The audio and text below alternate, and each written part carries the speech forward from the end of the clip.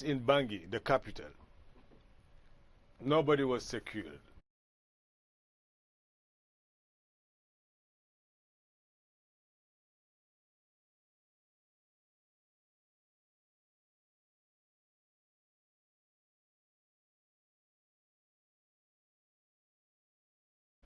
It was just a few population. The capital was almost deserted by all the population. So then you can understand easily that if Bangui is in trouble, where we got the capital and all the authorities, what about the hinterland?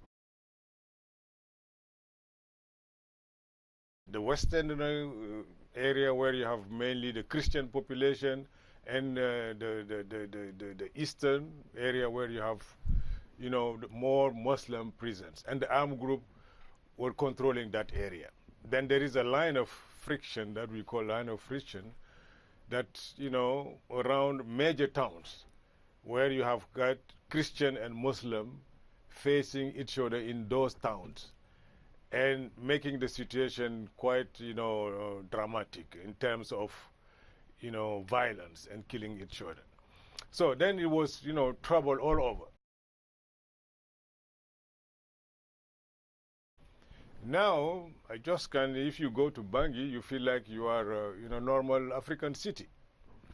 If you go around the line of friction, Kagabandoro, Bria, just to name a few, Bambari, I mean, life is almost normal.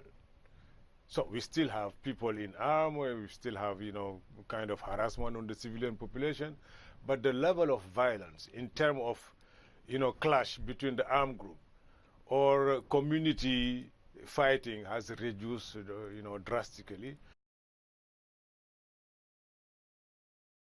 First of all, I think people are talking to each other. There is it's very simple to understand where you are talking to each other, you are not shooting at each other. At least we have achieved that. Now, the problem that we are having is, establishing the mixed unit. Because the peace agreement, stated that, we have to form mixed unit where we're going to have, the armed groups with the government through is the, security and defense forces, the FACA and the FEC, and the armed group. 60% of, from the armed group and 40% of the institutional, national security and defense forces.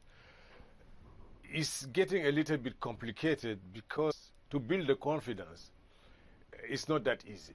Then we need to find a way of building more confidence.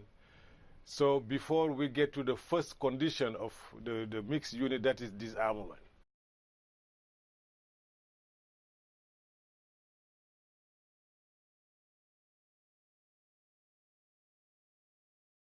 Now my main challenge is how to keep this peace agreement that we have. That is a wonderful peace agreement. I talk about all dimensions of the crisis, justice, reparation, everything is in that peace agreement. Now how to keep it so that the implementation can go ahead, and how myself and, the component, we can make sure that we are just a facilitator, but how we can facilitate this peace agreement. That is one of our main challenges. The second one is within the framework of this peace agreement, how to make sure that our mandate of protection is still standing. Because the community violence is also the challenge. Where there is one community against another one manipulated by the armed group, or one armed group against a community. And if it's an armed group against a community, that means that armed group used to be with the community. And one day they decide just to go ahead and then do some nasty things to that community. So